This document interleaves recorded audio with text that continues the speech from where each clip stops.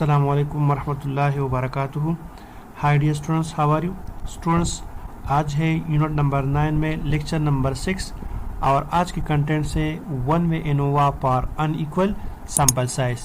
यानी इससे पहले हम लेक्चर नंबर 5 में ये डिस्कस कर चुके हैं कि जब हम वन वे एनोवा को टेस्ट करते हैं और सैंपल साइज क्या हो, इक्वल हो, तो हम कैसे टेस्ट करेंगे, वो हमने लेक्चर नंबर 5 में डिस्कस किया है। लेकिन आज के इस लेक्चर में हम ये डिस्कस करेंगे कि जब हमारे पास अनइक्वल सैंपल साइज हो तो फिर हम वन वे एनोवा को कैसे टेस्ट करेंगे।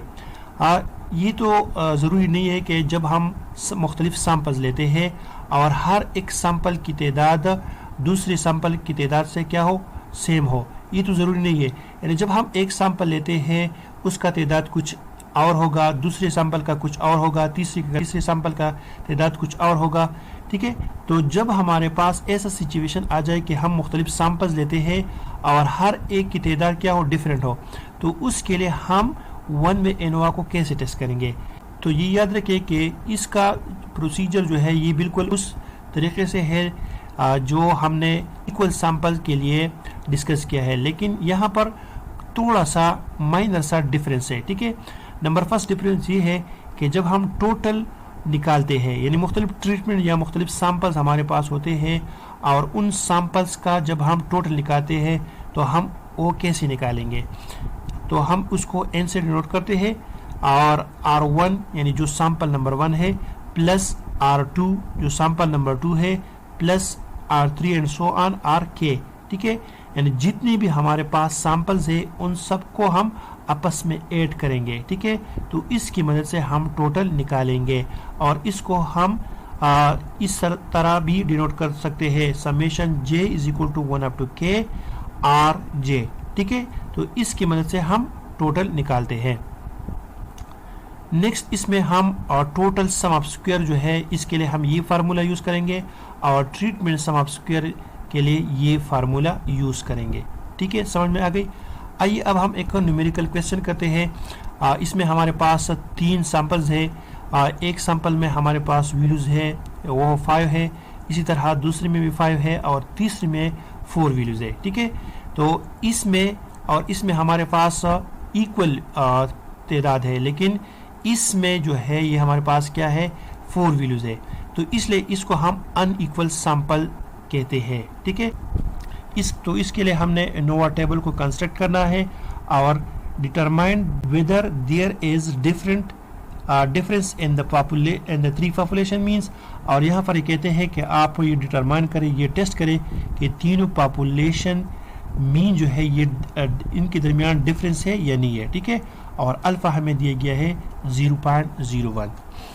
तो सबसे पहले हम क्या करेंगे, हम नल हाइपोथेसिस लेंगे। हम ये लेंगे कि μ1 इज इक्वल टू μ2 और μ2 इज इक्वल टू μ3। बिल्कुल वही प्रोसीजर है जो हमने लेक्चर नंबर 5 में किया है।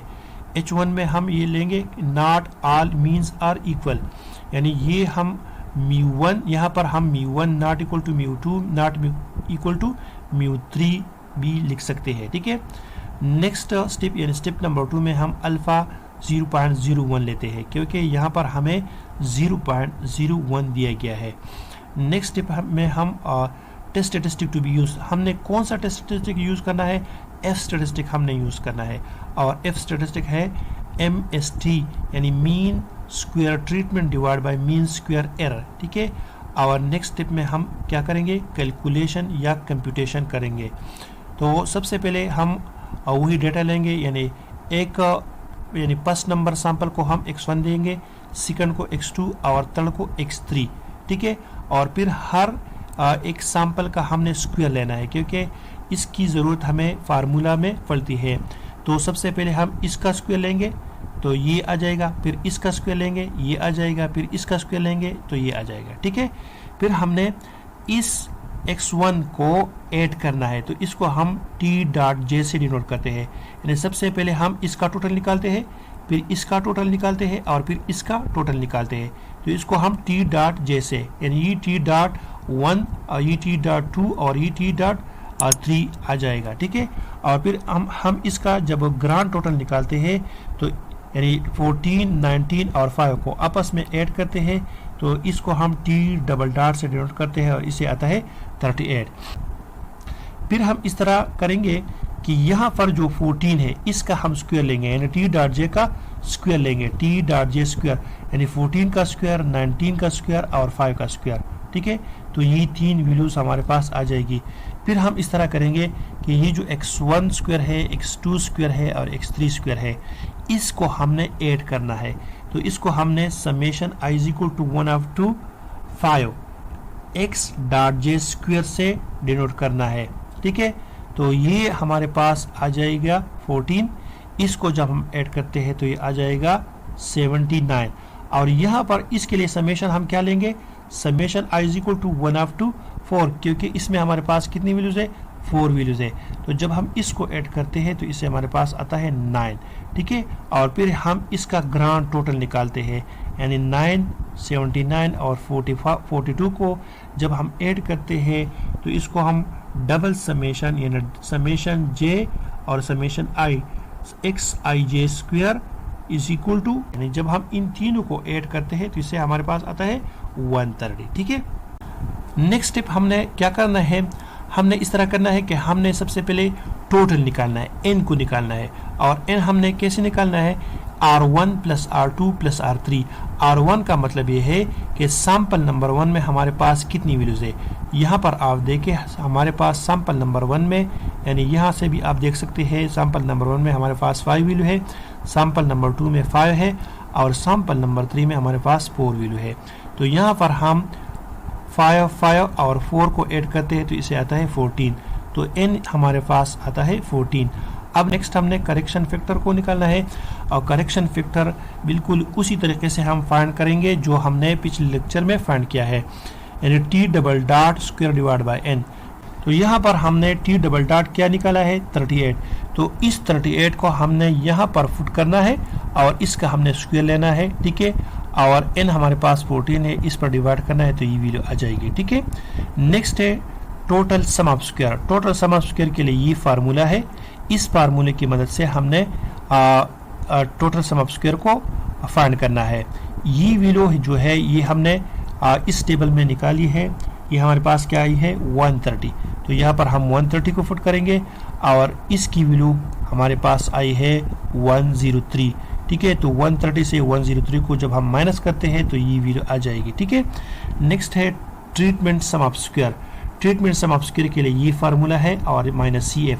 अब यहाँ पर चून के मुख्तलिफ ट्रीटमेंट है तो ये वेरीज करता है। ठीक है, यानी हर एक का सैंपल डिफरेंट होता है, तो इसलिए इसमें हम j is equal to 1 up to 3 को फुट करेंगे। तो यहाँ पर हम t डॉट 1 स्क्वायर सबसे पहले लेंगे डिवाइड बाई R1, फिर t dot 2 square divide by R2 plus फिर t dot 3 square divide by R3।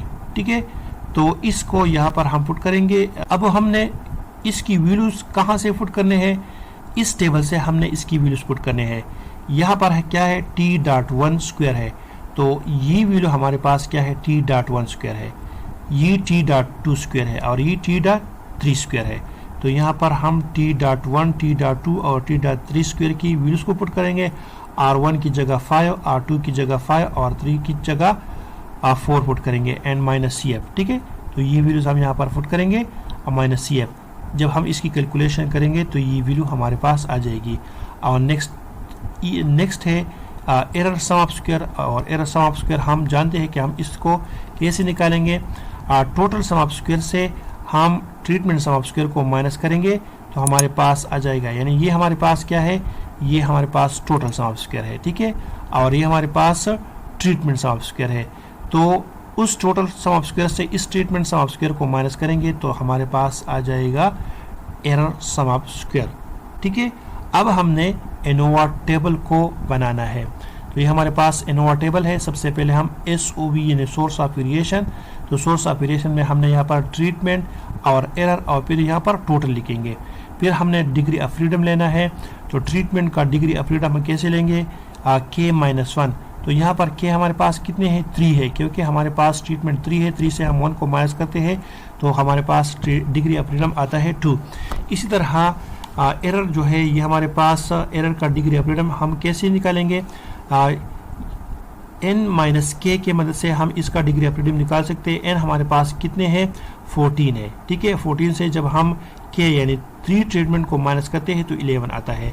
और टोटल डिग्री ऑफ फ्रीडम हम कैसे निकालेंगे, टोटल डिग्री ऑफ फ्रीडम हम n माइनस 1 की मदद से निकालते हैं। तो n हमारे पास 14 है और इससे हम जब 1 को माइनस करते हैं तो आता है 13, ठीक है। अब यहाँ पर नेक्स्ट सम ऑफ स्क्वायर यानी ट्रीटमेंट सम ऑफ स्क्वायर निकालेंगे, एरर सम ऑफ स्क्वायर निकालेंगे और टोटल सम ऑफ स्क्वायर निकालेंगे। तो ये हम ऑलरेडी यहाँ पर निकाल चुके हैं। ये एरर सम ऑफ स्क्वायर है, ठीक है, ये ट्रीटमेंट सम ऑफ स्क्वायर है और ये टोटल सम ऑफ स्क्वायर है। तो यहाँ से हम वैल्यूज को यहाँ पर पुट करेंगे, ठीक है। और फिर हम मीन स्क्वायर को निकालेंगे यानी मीन स्क्वायर ट्रीटमेंट और मीन स्क्वायर एरर को निकालेंगे। तो ये तो बहुत इजी है, यानी सबसे पहले हम इसको इस 2 पर डिवाइड करेंगे तो ये वैल्यू आ जाएगी। फिर इस एरर सम ऑफ स्क्वायर को इस 11 पर डिवाइड करेंगे तो ये वैल्यू आ जाएगी। नेक्स्ट हमने एफ को निकालना है, एफ की वैल्यू को निकालना है और एफ की वैल्यू बहुत इजी है। जब हम मीन स्क्वायर ट्रीटमेंट को मीन स्क्वायर एरर पर डिवाइड करेंगे तो हमारे पास ये वैल्यू आ जाएगी और ये क्या है, ये एफ है। नेक्स्ट हमने क्रिटिकल रीजन फाइंड करना है। क्रिटिकल रीजन में है अगर हमारे पास कैलकुलेटेड वैल्यू टेबुलेटेड वैल्यू से क्या आ गई, ग्रेटर आ गई या इक्वल आ गई, तो हम ये कहेंगे कि हमारा टेस्ट क्या होगा, रिजेक्ट होगा।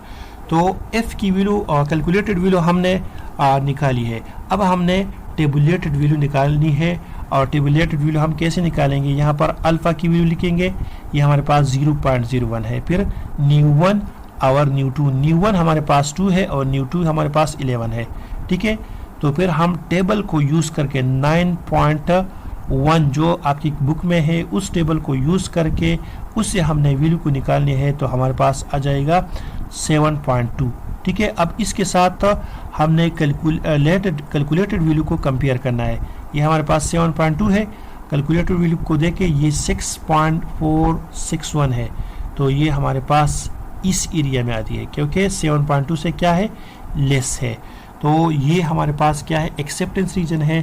तो यहाँ पर हम कंक्लूजन में लिखेंगे कि हमारा जो कैलकुलेटेड वैल्यू है वो एक्सेप्टेंस रीजन में आती है, तो इसलिए हम H0 को एक्सेप्ट करते हैं, ठीक है। समझ में आ गई। तो ये था आज का लेक्चर। उम्मीद है स्टूडेंट्स आज का लेक्चर आपके समझ में आया होगा। इंशाल्लाह नेक्स्ट लेक्चर में फिर मुलाकात होगी, तब तक के लिए अल्लाह हाफिज़।